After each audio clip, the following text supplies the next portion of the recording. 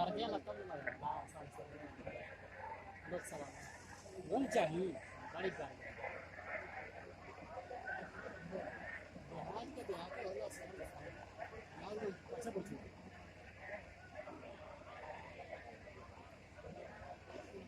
علیکم ورحمۃ اللہ وبرکاتہ.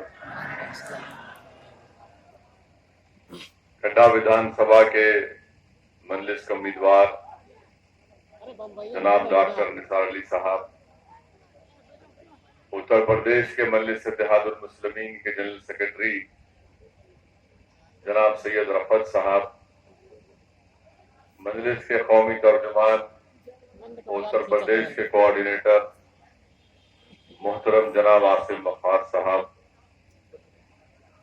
حاجی علی احمد صاحب، جناب سلمان صاحب، شہ نشین بتشریف فرما مجلس کے تمام میرے رفقا، معزز حاضرین اکرام، بزرگان ملت، بندرا صاحب، میرے عزیز دوستو، میں سب سے پہلے آپ تمام کا شکر گزار ہوں کہ آپ نے اپنا قیمتی وقت نکال کر اس انتخابی جلسے میں شرکت کی.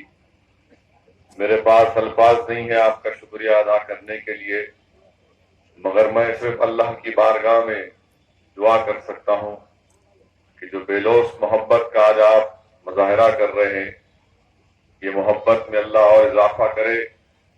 جس محبت کا آپ مظاہرہ کر کے ہم کو آپ نے یہ کہنے پر مجبور کر دیا کہ انشاءاللہ تعالی جس سفر پر آپ اور ہم گامزن ہیں، ضرور انشاءاللہ تعالی جب آپ کا ساتھ ہمارے ساتھ ہوگا تو ہم ایک نہیں بلکہ کئی منزلوں کو ہم حاصل کریں گے.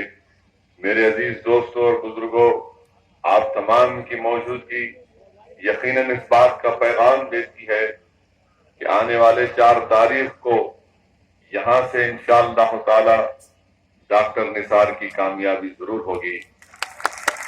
اور میں ڈاکٹر صاحب کا شکریہ بھی ادا کرتا ہوں کہ وہ یہاں پر اس ضلع میں بڑی محنت و جستجو کی، بڑے مصائب اور مشکلات کا سامنا کرنا پڑا.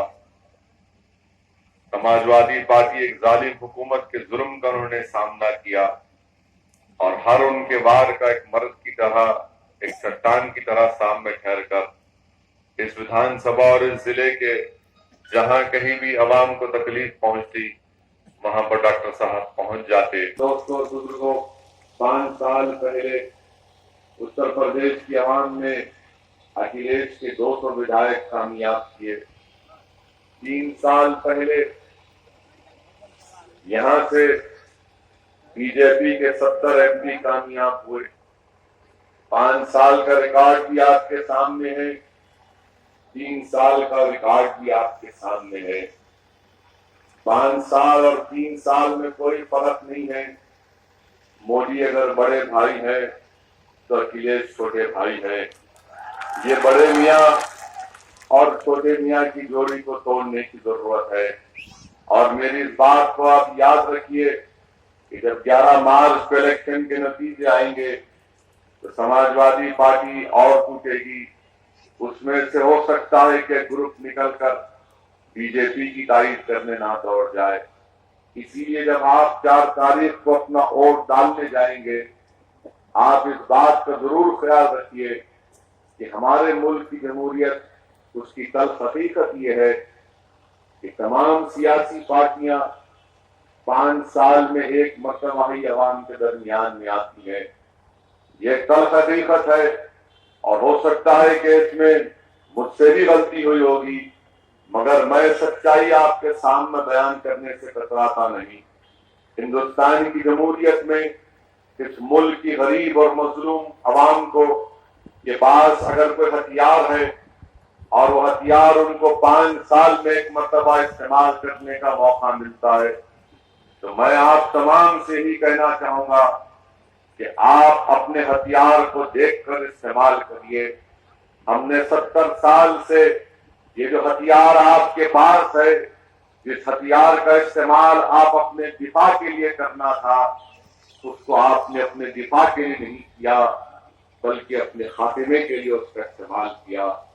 याद रखो, ये जो वोट डालने का हक हिंदुस्तान के संविधान ने आपको और मुझको दिया है, ये हिंदुस्तान के गरीब आवाम का एक हथियार है।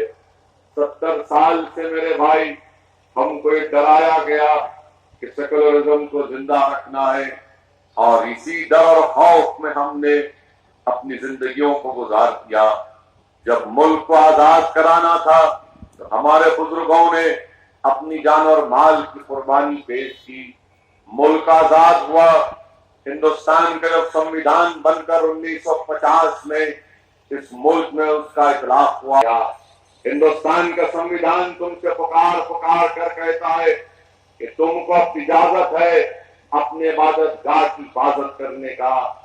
संविधान तुमसे इस बात का वादा करता है कि तुम अपने अकीदे पर कारबंद रहो। संविधान तुमसे इस बात की इजाजत देता है कि अपनी तहजीब, अपनी जबान और अपने रस्म और खत का तहफ्फुज करो। संविधान तुमको इस बात का तहफ्फुज देता है कि जिसके पास मसावात नहीं है उस मसावात को यकीनी बनाया जाएगा।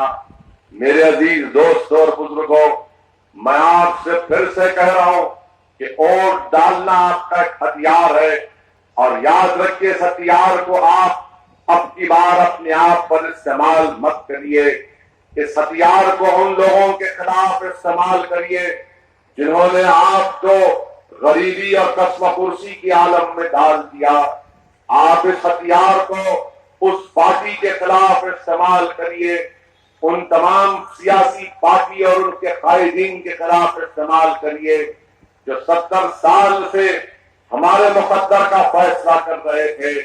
आज ओवैसी आपके दरमियान में आया है। मेरे गयूर नौजवान साथियों, मैं आपसे गुजारिश करने आया हूं कि हमने अपने मुकद्दर के फैसले कभी कांग्रेस को, कभी समाजवादी, कभी बीएसपी को दे दिया कि जाओ हमारे मुकद्दर का फैसला करो। नहीं मेरे भाई, हमारे मुल्क का संविधान हमसे कहता है कि तुम अपने मुकद्दर के फैसले कर सकते हो। सुनो नौजवानों, मेरी इस बात को, अगर तुम जज्बात के नारे लगा